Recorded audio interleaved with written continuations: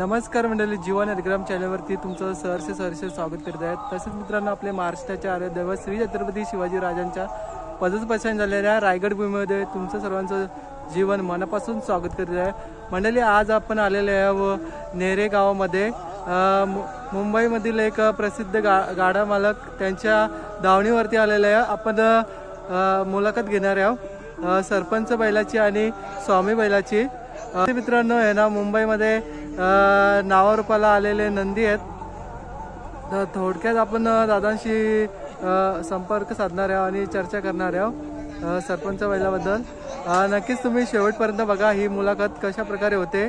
आणि तुम्हाला मुलाखत जर आवडत असेल तर नक्कीच चॅनलला एक सबस्क्राईब करा आणि लाईक करा आणि शेअर करा। चला, नंतर भेटतो आता मुलाखत चालू झाल्यावर।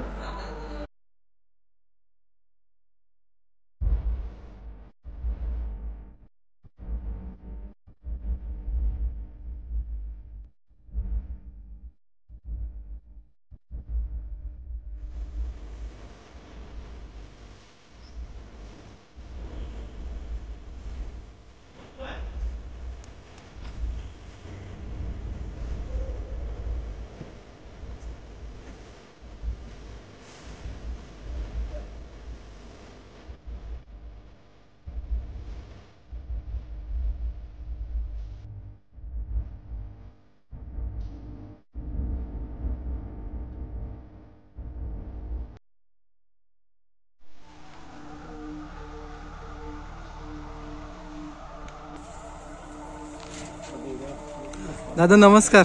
नमस्कार। आपलं पहिल्यांदा आपल्याला परिचय सांगा। माझं नाव प्रफुल्ल दामोदर कदम,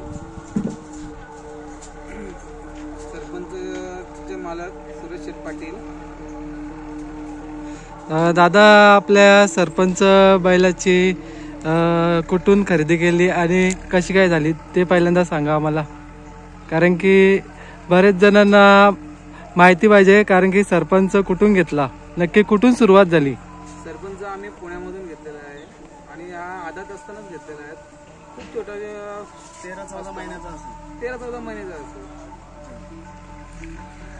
दादा, आज आपण बघतोय सरपंच बैलांनी शायनर ग्रुपचं नाव खूप मोठ्या उंचावर घेऊन गेलेलं आहे, काय सांगाल? तेव्हा लहान होता, त्यावेळेला पहिले आमच्याकडे मास्तर होता। त्याला खरं शिक्षण दिलं या मास्तरने दिला। मास्तरच्या जेव्हा म्हणजे आलो गल्यात पलून हा बैल म्हणजे नावारूपात आला। दादा, आपण या क्षेत्रामध्ये कधीपासून काम करतो आणि कशी सुरुवात झाली?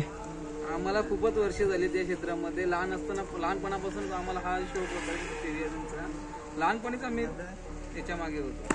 आणि दादा, आपल्या दावणीचा आपल्याला पहिल्यांदा परिचय सांगा। आपल्या दावणीला किती नंदी घडून गेलेल्या आहेत आणि त्याची कारकिर्दी काय आहे सांगा। अशा आमच्या दावणीला खूप नंदी होऊन गेले। चंदा गेलाय, सरपंच आहे, त्याच्या आधी मास्तर होता, शायनर होता, त्याच बैलाच्या नावाने ग्रुपचं नाव पडलं। दादा, आपण बघतो शायनरच्या नावाखालीच आपला सरपंच पण नाव करीत आहे तुमचा, काय सांगाल तुम्ही? सरपंच आदात असताना खूपच पळालेला आणि त्याने मोठ्या पण गाड्या चांगल्या मारलेल्या आहेत। मध्ये असताना कोणी खोकलंच नव्हतं त्याच्यासमोर। दादा, आपण बघतोय मुंबईमध्ये आहे ना, आपला सरपंच आहे ना खूप मोठ्या पायऱ्यामध्ये आज खेळीत आहे आणि चांगले शर्ती खेळत आहे, काय सांगाल?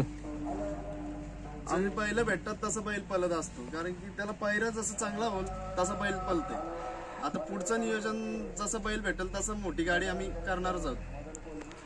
दादा, आपण मऊच्या अड्ड्यावरती पण बघले प्रेक्षणीय लढत, आणि त्याच्याबद्दल काय सांगाल तुम्ही? ती लढत होती आमची प्रेमाची होती। प्रेमापुढे सांगून आम्ही केली होती, शर्यत जमली होती। दादा, तुम्ही बघतो या क्षेत्रामध्ये ना खूप संयम ठेवता आणि एकदम शांततेने शर्यत खेळत असतात। आमचा जो मालक आहे बैलाचा तो स्वतःहूनच सांगतोय की आपल्याला संयम ठेवायचं, संयम ठेवूनच आपल्याला कोणतीही खेळी करायची। या क्षेत्रामध्ये ना दादा सवंगड्यांची खूप मोलाचा वाटा आहे, कारण की हा क्षेत्र दोन तिघा माणसांचा नाही, कारण की या क्षेत्रामध्ये ग्रुपची गरज आहे. काय सांगाल? हो नक्कीच, कारण का या क्षेत्रामध्ये असं या क्षेत्रामध्ये पोरांशिवाय कोणती गोष्ट होतच नाहीये.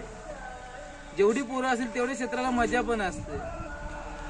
दादा आपण बघतो नेहमी शर्यत असते सरपंचाची, तेव्हा आपले दादा हे नेहमी येत असतात. नितीन पाटील हा असतो, नेहमीच असतो. कारण की एवढा क्रिकेट खेळणारा माणूस आज शर्यत क्षेत्रामध्ये वळलेला आहे. कुठेतरी एक प्रेम आहे आणि आवड आहे.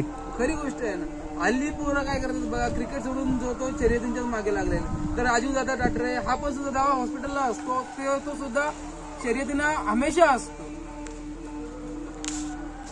समीर दादा आहेत, शैलेश दादा आहे, हे सगळे असतात शर्यतीला. दादा आपण एक प्रश्न पळालेला तो आपल्या नाखऱ्या पळालेला होता. अच्छा, यांचा संदीप शेठचा आपला चिंटू शेठ. अजून काय सांगाल? पुढचं नियोजन वगैरे कुठे असेल? आणि नियोजन आता बुधवारसाठी काढाव मैदान जिथे होणार आहे ना, तिथे मोठं चालू आहे नियोजन आणि 99% नियोजन झालेलं आहे.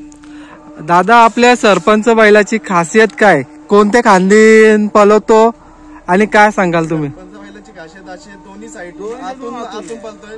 जशी गाडी जसं समोरचा बैल असेल ना तसं पळण्याची तो क्षमता ठेवतो. जशी गाडी घासते तसं बैल ओव्हरटेक करतो. समोरच्या गाडीला समोर बैल कुठलाही असो. दादा आपण सरपंच बैलाचा एखादा विजय सांगा ना, असा जो विजय आपल्याला पाहिजे होता आणि ती शर्यत जिंकून दिली होती. विजय मागच्या वर्षी चिंचवलीचा मैदान झाला होता. चिंचवलीच्या मैदानात अशी गंमत झाली की खालून गाडी आमची बाहेर गेली, म्हणजे जवळजवळ बांधावर चढली होती. समोरची गाडी आम्हाला 2.5 ते 3 चक्रात टाकून गेली होती. तेवढा अंतर कव्हर करून जवळजवळ त्यांना आम्ही अर्धा चक्रामध्ये मारला होता. दादा आपण हा नाद कधीपासून करतो? काय सांगाल? म्हणजे जेव्हा आमची जुनी बैल होती तिथपासून आम्ही नादच करत आलो. जर्सी होता तिथून आम्ही नाद करत आलो. दादा आपल्या सरपंच बैलांनी जर आता खूप नाव केलेलं आहे, अजून त्याच्याकडून काय अपेक्षा असतील? त्या अपेक्षा म्हणजे आता बैल इथे थोडा पळणार, वरती पण म्हणजे घाटावर पण थोडा पळणार, इथे पळाला की तिथे पण पळणार, थोडा जाऊन फ्रेश होण्यासाठी. 3 फेऱ्यामध्ये पण बैल चांगलाच पळतो. दादा 3 फेऱ्यामध्ये तुम्ही आता बोलले तर कुठे पळाला होता? 3 फेऱ्यामध्ये पैलवान भैया पाटील काजड इथं बारामतीमध्ये त्यांच्याकडे असतो. ओके. त्यांच्याच नावाने पळतोय तिथे. तिथली एक सांगा ना लढत आपल्याला आठवणीची. मागे झाली आता इथे मैदान झालं होतं. कुठे मैदान झालं? लक्ष्मणराव वडकीला मैदान झालं होतं.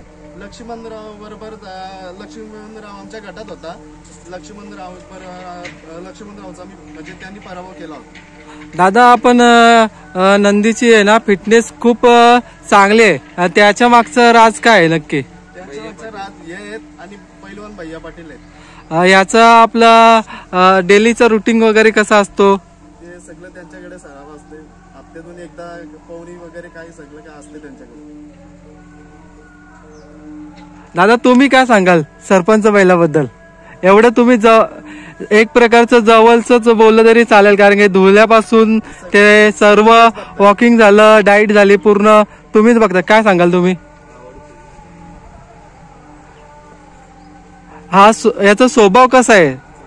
चांगला आहे. दादा आपल्याला जरा स्वामी बद्दल पण माहिती सांगा ना. स्वामी कुठून घेतला आणि आम्ही आपला खोपोली हाल म्हणून तिथून जवळजवळ 10 ते 12 महिन्याचा असताना घेतलेला. एकदम लहान होता. दादा हा स्वामी नंदी बघतो आपण, कोणत्या जातीमध्ये येतो?